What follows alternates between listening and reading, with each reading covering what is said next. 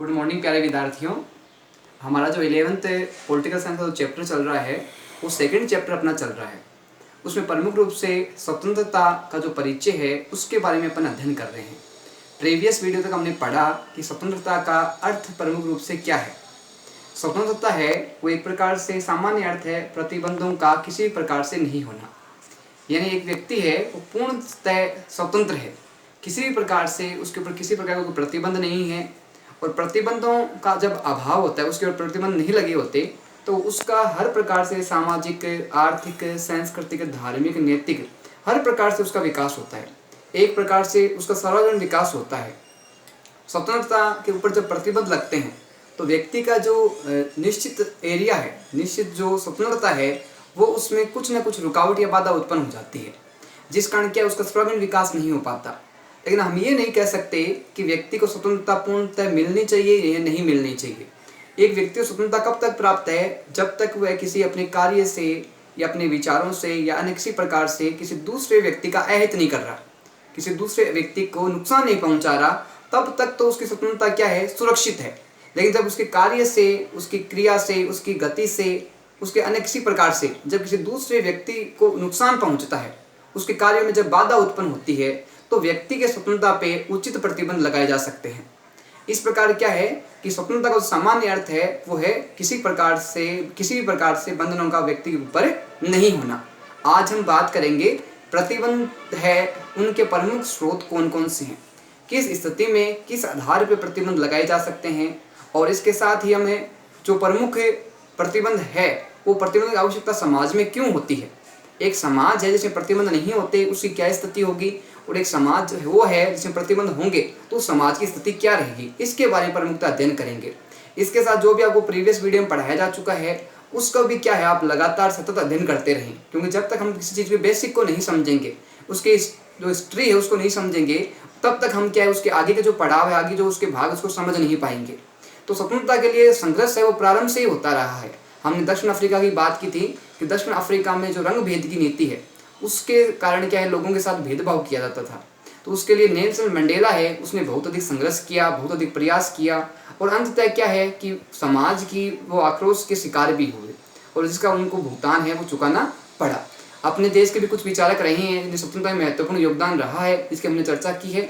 आज हम बात करेंगे प्रतिबंधों की स्रोतों की प्रमुख रूप से, कि प्रतिबंध है वो किस प्रकार से, किस स्थितियों में, किस कारणों से लगते हैं, उनकी क्या वजह होती है, इसके बारे में प्रमुखता अध्ययन करेंगे। सबसे बात आती है प्रभुत्व व बाहरी नियंत्रण से। जब किसी प्रकार स्वतंत्रता पर नियंत्रण लगते हैं तो किस कारण लगते हैं? प्रभुत्व यानी किसी व्यक्ति विशेष का जो व्यक्तित्व होता है, उसकी विशेष जो छवि होती है उस कारण से, और उसके साथ में बाहरी नियंत्रण से, किसी दूसरे दबाव के कारण भी क्या है कि व्यक्ति विशेष पे किसी कारणवश क्या प्रतिबंध लगाए जा सकते हैं। बात आती है बलपूर्वक सरकार द्वारा कानून। किसी व्यक्ति के अधिकारों को छीनने के लिए बलपूर्वक यानी शक्ति का प्रयोग किया जा सकता है, और कुछ सरकारें भी ऐसी सरकारें बन जाती है जो क्या करती है कि अपने विशेष हित और अपने विशेष लाभ के लिए, अपने कार्यों की पूर्ति के लिए क्या करती है कि जनता की जो स्वतंत्रता है उसको छीनने का प्रयास करती है, उसे प्रतिबंध लगाने का प्रयास करती है। तो इस प्रकार बलपूर्वक, या मान लो एक प्रकार से जो तानाशाही सरकार है उसके द्वारा भी क्या है कि व्यक्ति की स्वतंत्रता पे प्रतिबंध लगाया जा सकता है, उसे स्वतंत्रता को कुछ कम किया जा सकता है, उसे स्वतंत्रता को छीना जा सकता है। बात आती है शासकों की ताकत का प्रतिनिधित्व।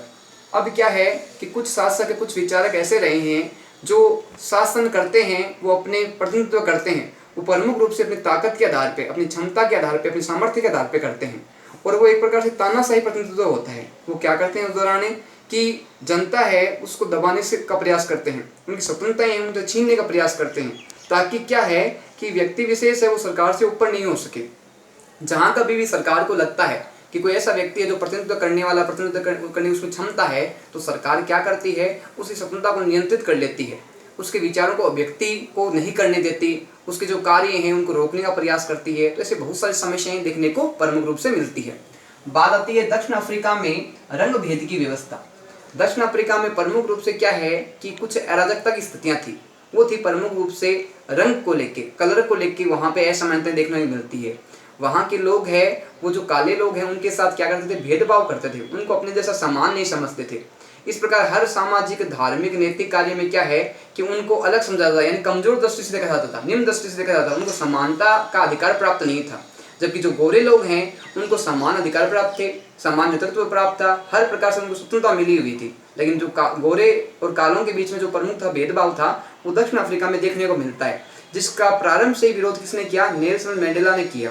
और उसने प्रयास अपने जीवन के अंतिम समय तक किया और हर प्रकार से समाज को, देश को, जो ये काले गोरे का जो भेदभाव है उसको दूर करने का पूर्णतः प्रयास किया। तो नेल्सन मंडेला है, उसका प्रमुख योगदान है दक्षिण अफ्रीका में जो काले गोरे का जो भेदभाव को लेकर चला था, उसमें पर्याप्त नेतृत्व अपना किया है, पर्याप्त अपना योगदान दिया है। बात आती है लोकतांत्रिक शासकों पर कुछ नियंत्रण। जब जनता के द्वारा जब अपने शासक को चुना जाता है तो वो प्रमुख रूप से होते हैं लोकतंत्र की सरकार। और लोकतंत्र की सरकार है वो एक प्रकार से व्यक्ति पे प्रतिबंध है नहीं लगाती, व्यक्ति को पूर्णतः स्वतंत्रता प्रदान करती है। और कहा जाए तो लोकतंत्र जो शासन होता है वो जनता का, जनता के लिए, जनता के द्वारा शासन होता है, यानी जनता है वो सरकार को चुनती है, जनता ही सरकार को बनाए रखती है और जनता ही सरकार को पद से हटा सकती है। तो उस शासन व्यवस्था में प्रमुख रूप से क्या होता है कि लोकतंत्र की शासन व्यवस्था में जनता का प्रमुखता क्या है? सरकार पे नियंत्रण रहता है। तो ऐसी सरकार में क्या होता है कि जनता को पर्याप्त रूप से स्वतंत्रता मिलती है, चाहे वो कार्य के क्षेत्र पे हो, चाहे उसको व्यापार के क्षेत्र में हो, चाहे उसको नए एक स्थान से दूसरे स्थान पे जाने की व्यवस्था हो, चाहे किसी प्रकार धार्मिक स्वतंत्रता हो, किसी प्रकार का उसके साथ किसी प्रकार भेदभाव नहीं किया था, उसे हर प्रकार स्वतंत्रताएं उस समाज में कार्य के आधार पर भी स्वतंत्रता उसको प्रदान की जाती है। तो लोकतंत्र की जो सरकार होती है उसमें कहा जाए तो सामान्य तौर पे जनता का नियंत्रण सरकार पे होता है, न कि सरकार का नियंत्रण जनता पे होता है। बात आती है सामाजिक असमानता के कारण प्रतिबंध। कुछ ऐसे कारण हैं जिसके कारण क्या है कि सरकार है या राज्य है वो प्रतिबंध लगाता है। प्रतिबंध का मतलब हो गया कि कुछ अवरोध उत्पन्न करता है, कुछ जो बाधाएं हैं उनको दूर करने के लिए कुछ नियम कानून बनाता है। तो इस प्रकार कुछ असामाजिक स्थिति के कारण क्या है कि सरकार के द्वारा, राज्य के द्वारा पर्याप्त रूप से क्या है प्रतिबंधों की व्यवस्था की गई है, उनको नियंत्रण करने के लिए प्रमुखता ऐसा किया गया है। बात आती है जाति व्यवस्था की समस्या। हमारे भारतीय व्यवस्था में हम सबसे बड़ी समस्या देखते हैं जो प्रारंभ से चली आ रही है और वर्तमान में भी उसका अस्तित्व दिखता है, वह जाति समस्या। एक वर्ग है वो जाति के आधार पे अपने समाज को विखंडन किया हुआ है। प्रारंभ में जो क्षेत्र में व्यवस्था थी वो ब्राह्मण, क्षत्रिय, वैश्य, शूद्र व्यवस्था की गई थी। ब्राह्मणों को सबसे श्रेष्ठ माना गया था, उसके बाद क्षत्रियों का स्थान आता था, बाद में शूद्र और वैश्य आते थे। तो उस धर्म कैटेगरी के आधार पे भारत में क्या जाति व्यवस्था बनी हुई है, जिसका वर्तमान स्वरूप आज भी देखने को मिलता है कि एक उच्च जाति के व्यक्ति हैं वो निम्न जाति को अपने समान नहीं समझते, उनको अपने सांस्कृतिक धार्मिक कार्यों में सम्मिलित नहीं करते, उनको हीनता की भावना से देखा जाता है और उनको समाज में समान महत्व और अधिकार प्राप्त नहीं होते। तो जाति व्यवस्था है वो प्रमुख रूप से क्या है कि अपनी ही जाति को विशेष महत्व देने का प्रयास किया जाता है, अपनी ही जाति को आगे बढ़ाने का प्रयास किया जाता है, जबकि अन्य जो कमजोर जाति हैं, निम्न जाति हैं, उनको विशेष महत्व नहीं दिया जाता। जाति व्यवस्था के कारण क्या है, कई बार हम देखते हैं कि समाज में दो जातियों के मध्य टकराव उत्पन्न हो जाता है, संघर्ष उत्पन्न हो जाता है। तो इसकी सबसे बड़ी समस्या क्या है? जाति पर आधारित सामाजिक व्यवस्था। तो एक प्रकार से कहा जाए तो जाति की जो स्थिरता है वर्तमान में कुछ कुछ देखने को मिलती है। जाति का महत्व है वर्तमान में कम हो गया है और एक उच्च वर्ग का व्यक्ति है वो निम्न वर्ग के व्यक्ति के साथ हर प्रकार से सामाजिक, धार्मिक, नैतिक हर प्रकार से कार्यक्रम में सम्मिलित होता है, उसको अपने समान समझने का प्रयास कर रहा है। तो जाति व्यवस्था पूर्णतः समाप्त तो नहीं की जा सकती, लेकिन प्रयास किए जा रहे हैं कि इसमें कुछ स्थिरता शामिल हो जाए और वर्तमान ऐसा प्रयास कर रहा है। बात आती है अत्यधिक आर्थिक असमानता। हम देखते हैं समाज के कुछ स्तरों में हमें असमानता देखने को मिलती है। समाज के हम 80% लोग ऐसे देखते हैं कि वो ऐसे हैं जो कम से कम संसाधनों का उपयोग करते हैं। 80% लोग हैं वो संसाधनों कम यूज कर रहे हैं, जबकि 20% लोग हैं वो 80% संसाधनों का उपयोग कर रहे हैं, जबकि 20% जो है उनके पास संसाधन उपलब्ध ही नहीं है। तो ये समस्या देखने को मिलती है आर्थिक असमानता के कारण। कुछ लोगों के पास अनेक संपत्तियां हैं, वैभव है, परिपूर्ण है आर्थिक रूप से, लेकिन एक तरफ देखते हैं कि जहाँ खाने के लिए 2 वक्त का भोजन भी उपलब्ध नहीं होता, 2 वक्त का उनको अच्छे भोजन में नहीं मिलने के कारण क्या है, अन्य जो सुविधाएं हैं उनकी मूलभूत आवश्यकताएं वो पूरी नहीं हो पाती। तो ये प्रमुख रूप से क्या है कि जो अत्यधिक आर्थिक असमानता है इसके कारण भी क्या कुछ प्रतिबंध है वो लगाए जा सकते हैं, क्योंकि क्या है अत्यधिक असमानता से लोगों के बीच में क्या है आपस में मतभेद उत्पन्न हो जाते हैं, आपस में विवाद उत्पन्न हो जाता है, आपस में अन्य कई कारण है कि उनकी आवश्यकताएं पूर्ति नहीं होती है। तो सरकार प्रयास कर रही है कि सम्मान है वो आर्थिक रूप से सभी व्यक्ति रहे, किसी प्रकार की आर्थिक दृष्टि से किसी व्यक्ति के साथ असमानता नहीं की जाए, इसलिए सरकार प्रयास कर रही है। आवश्यकता पड़ने पे क्या है कि प्रतिबंध भी लगाए जा सकते हैं। बात आती है हमें प्रतिबंधों की आवश्यकता क्यों है।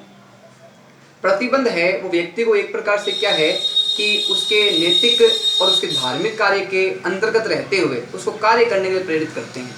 एक व्यक्ति ऐसा है या एक समाज ऐसा है जिस पर किसी प्रकार का प्रतिबंध नहीं है, किसी प्रकार कोई नियम कानून व्यवस्था नहीं बना रखी, तो वो सारे व्यक्ति समाज के क्या करेंगे, अपनी इच्छा के अनुसार कार्य करेंगे, अपनी इच्छा के अनुसार समाज में अपने विचारों का आदान प्रदान करेंगे। हर कहीं क्या लड़ाई झगड़ा उत्पन्न हो जाएगा, हर कहीं विवाद उत्पन्न हो जाएंगे, हर कहीं तनाव उत्पन्न हो जाएगा। तो ऐसी स्थिति में क्या है कि प्रतिबंधों की जो आवश्यकता है वो प्रत्येक समाज में पड़ती है। अब कुछ समाजों में क्या प्रतिबंध कम लगाया जाता है और कुछ समाजों में क्या प्रतिबंध अधिक देखने को मिलता है। इसलिए आवश्यकता है कि प्रत्येक समाज में प्रतिबंध लगाए जाए, लेकिन उचित स्तर पर प्रतिबंध लगाए जाए। व्यक्ति पर इतने अधिक प्रतिबंध नहीं लगाए जाए कि उसका सर्वांगीण विकास नहीं हो सके। बात आती है ऐसी दुनिया जहां प्रतिबंध न हो। हम समाज में देखते हैं, अपने राज्य में देखते हैं, अपने देश में देखते हैं कि कहीं ना कहीं कुछ ना कुछ प्रतिबंध है, वो किसी न किसी प्रकार से लगा हुआ है। एक प्रकार संविधान है, हमें कुछ रूप से स्वतंत्रता देता है, तो एक तरफ से कुछ हमारे मूल कर्तव्य के अंतर्गत, कुछ दायित्वों के अंतर्गत हम कुछ स्वतंत्रता हमसे वापस भी लेता है। तो इस प्रकार से हम देखते हैं कि कोई भी समाज या देश नहीं है जहाँ पे प्रतिबंध की व्यवस्था नहीं है। तो प्रतिबंध है उसके द्वारा ही समाज व्यवस्था पूर्णतः बनी रहती है। बात आती है समाज में कुछ प्रतिबंधों की आवश्यकता।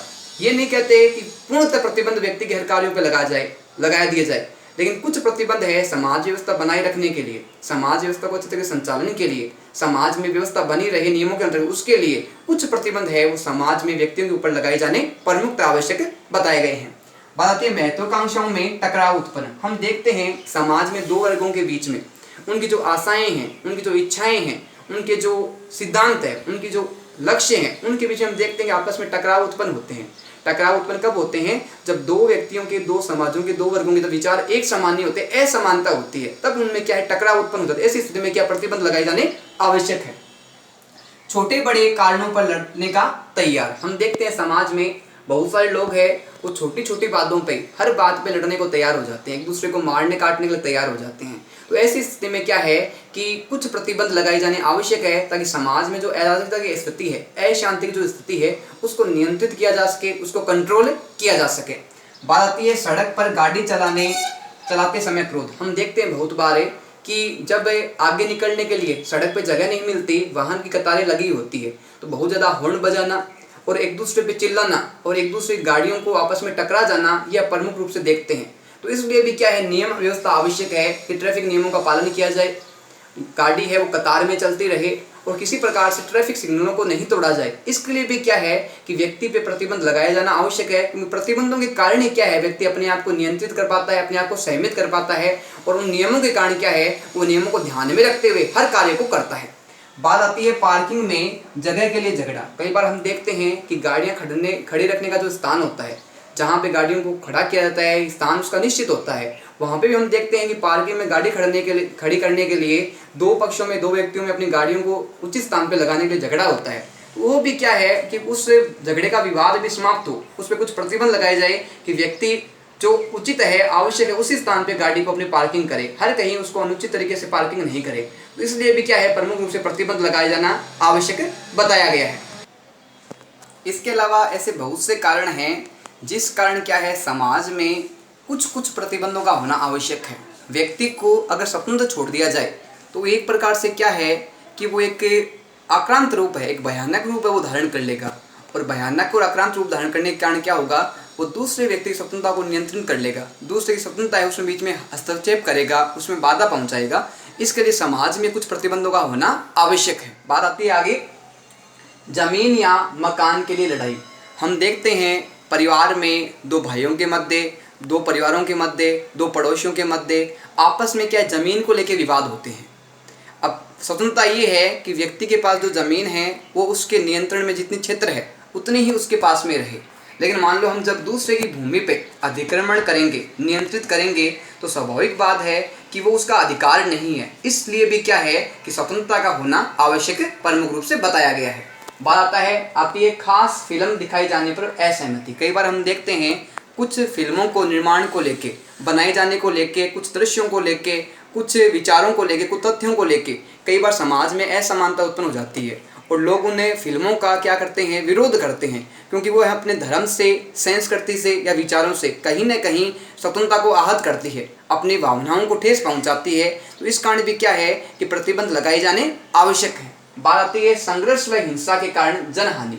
कई बार देखते हैं कि जब लड़ाई झगड़ा उत्पन्न हो जाता है, दो पक्षों में टकराव उत्पन्न हो जाता है, तो उस समय क्या है कि उन दो पक्षों के कारण जो आसपास के क्षेत्र हैं, आसपास के जो लोग हैं, उनके बीच में भी क्या है कि जनहानि हो जाती है, व्यक्ति मारे जाते हैं, व्यक्तियों के नुकसान पहुंच जाते हैं।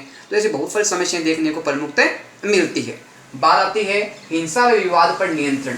अब प्रतिबंध क्यों लगाया जाए, क्यों कुछ आवश्यक नियंत्रण लगाए जाने चाहिए, इसलिए प्रमुख रूप से बात आती है कि हिंसा व विवाद पर जब व्यक्तियों में हिंसा उत्पन्न हो जाती है, आक्रोशित हो जाते हैं, तो उसको नियंत्रित करने के लिए, दो पक्षों में विवाद जो उत्पन्न हो गए उसको नियंत्रित करने के लिए क्या है, प्रमुख रूप से सरकार के द्वारा, समाज के द्वारा कुछ प्रतिबंधों की आवश्यकता दी गई है।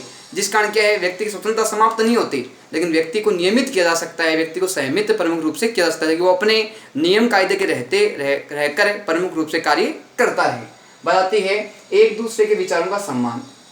जितनी स्वतंत्रता मुझे बोलने की है, उतनी स्वतंत्रता क्या दूसरे व्यक्तियों को प्रमुख रूप से दी गई है, कि सभी व्यक्तियों को अपने विचार व्यक्ति की स्वतंत्रता प्रमुख रूप से प्रदान की गई है। इसलिए आवश्यक है कि प्रत्येक व्यक्ति का सम्मान किया जाए, उसकी गरिमा का महत्व समझा जाए, जैसे हम हैं वैसे ही हम दूसरे व्यक्ति को भी समझें। बात आती है समाज निर्माण के लिए प्रतिबंधों की आवश्यकता। एक समाज का निर्माण कब होगा, एक अच्छे समाज का निर्माण कब होगा, समाज में रहने वाले लोगों का विकास कब होगा, तो उसके लिए भी क्या है, कुछ हद तक समाज में प्रतिबंध होना प्रमुख रूप से बताया गया है। बात आती है विचार, विश्वास, मत के अंतरों को स्वीकार करना। हम देखते हैं समाज में सभी व्यक्तियों के विचार एक जैसे नहीं होते, सब लोगों की राय किसी एक विषय को लेकर एक जैसी नहीं होती, तो हमने सबके विचारों का आदर करना है, सम्मान करना है, और सभी के विचारों को हम सुने, और जिसमें कोई त्रुटियां हो, कुछ कमियां हो, उसको अवगत कराएं, न कि आपस में विवाद करें। बताती है कानूनी व राजनीतिक प्रतिबंध। कुछ कानूनी प्रतिबंध है, कुछ राजनीतिक प्रतिबंध है, वो भी व्यक्ति पर लगाए जा सकते हैं, क्योंकि समाज ने, सरकार ने जो नियम तय कर रखे हैं वो एक व्यक्ति के विशेष के लिए नहीं कर रखे, समाज में रहने वाले, देश में रहने वाले सभी लोगों के लिए कुछ प्रतिबंध है, कुछ नियम दायरे बनाए गए हैं, जिसके रहकर उसके अंतर्गत व्यक्ति को कार्य करना पड़ता है। बताती है आपसी अंतरों पर चर्चा और विवाद।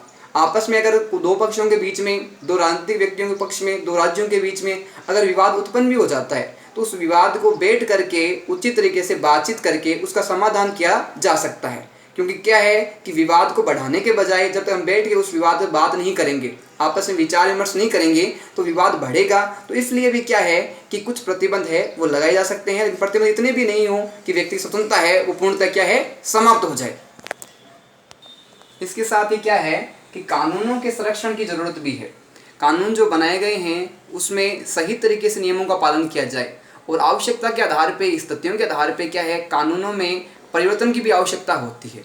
लेकिन कानून इतने जटिल नहीं हो कि उनमें परिवर्तन नहीं किया जाए, और इतने स्थिर भी नहीं हो, कमजोर भी नहीं हो कि हर कभी उनमें परिवर्तन किया जा सके। इसलिए क्या है, समाज में प्रतिबंधों की पर्याप्त रूप से आवश्यकता बताई गई है।